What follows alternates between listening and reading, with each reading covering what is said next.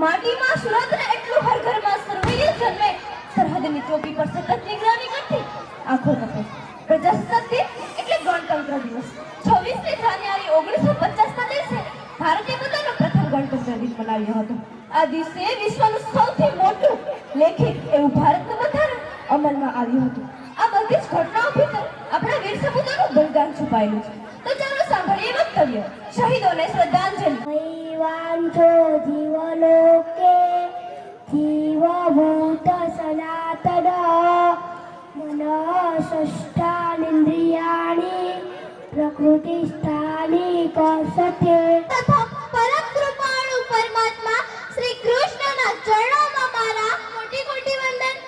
અત્રે ઉપસ્થિત સમસ્ત ગ્રામજનો, મોંઘેરા મહેમાન તથા ભવિષ્યના ભારતની ભૌતિક સંપદાને ગોસ્વામી તન્વીના સહર્ષ વંદન. પ્રદેશ શક્તિ ધાયિકા પ્રસજાતા વિધાયિકા સુખર શ્રેયા સુધાર પ્રદાર તુચાર કર્મ ભૂષિતા પંચઘોષ નંદિત પ્રજા પ્રણમ્યતમ ચ ભારતીય વસુંધરા.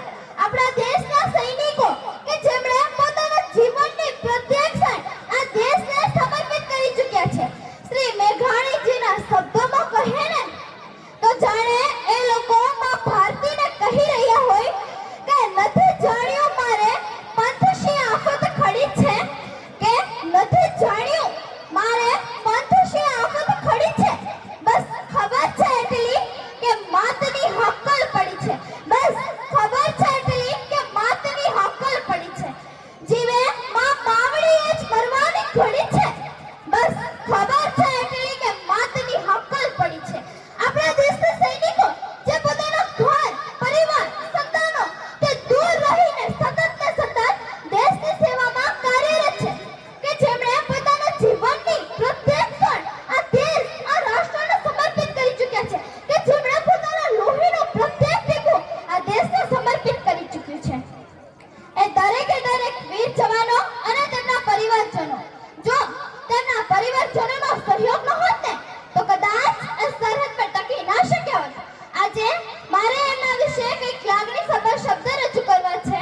શ્રી મેઘાણીજી જ્યારે somebody is darling અંગ્રેજી કવિતાનું ગુજરાતી ભાષામાં રૂપાંતર કરી રહ્યા હોય, નામ હોય કોઈનો લાડક હોય અને પહેલી જ પંક્તિ રક્ત ટપકતી સોસો જોડી સમ્રાંગણથી આવે કેસર વર્ણની સમર સેયિકા કોમલ સહેજ બિછાવે મરતા મરતા રે માતની આઝાદી ગાવે ઠોક ઠોક લોકો ઉમટતા રણ ઝટકા જો આવે શાબાશીના શબ્દ બોલતા પ્રત્યેકની વિધાવે નિજ ગૌરવ કે ગાને જખની જન જાગે.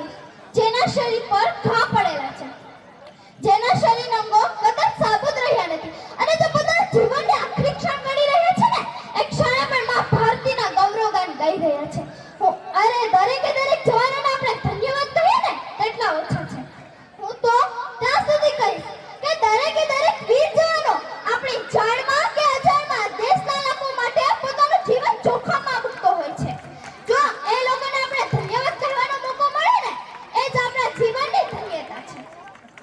જો દેશની આઝાદી ચોપાઈ જાય તો દેશની આઝાદીનો કોઈ સવાલ જ નથી અને એ માટે કેટલાક લોકો દેશની આઝાદીને સાચવીને બેઠા છે. સીમાડાઓ અને અંદર ચાલી રહેલા બળવાઓને દબાવીને બેઠા છે. શત્રુ પર કાળ બનીને ઝપટી પડેલા યુવાનો આ યુદ્ધનું વર્ણન આપણે મીડિયાથી પણ જોઈ શકીએ છીએ. શ્રી મેઘાણીજી આપણા માટે લખે છે કે જાગો જગનાક્ષદાર્થ જાગો અશક્ત દુર્બલ ઇન્સાફી તખ્ત પર કરાલ કાલ જાગે દેવા દુષ્ટોને દંડ ઘોર કાલ જાગે ભેદો સોરુડી બસ આંખો ખોલો રે અંધ નવતમ દુનિયાનો નવો સ્વર્ણ સૂર્યોદય લાગે પૃથ્વીના જીર્ણ પાય આસુડે સાફ થાય રક્તે ધોવાય ચાલી મોના દળ ભાગે જાગો જુગના ગુલામ દેખાય દિવ્ય ધામ ઇન્સાફી તખ્ત પર કરાલ કાલ જાગે દેવા દુષ્ટોને દંડ ઘોર કાલ જાગે. પણ પછી કહું એમ આ ઘોર કાલનું બીજું નામ કેપ્ટન વિક્રમ બત્રા, કેપ્ટન યશવંત ઠાકોર અને કેપ્ટન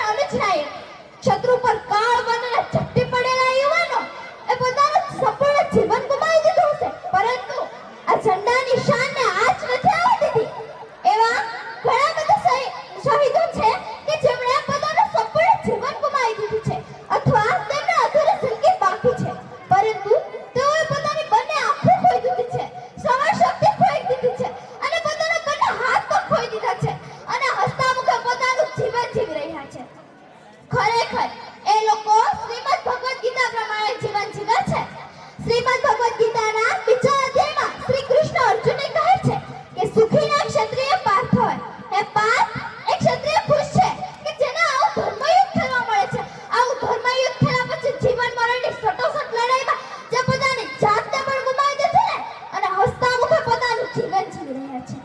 किसी का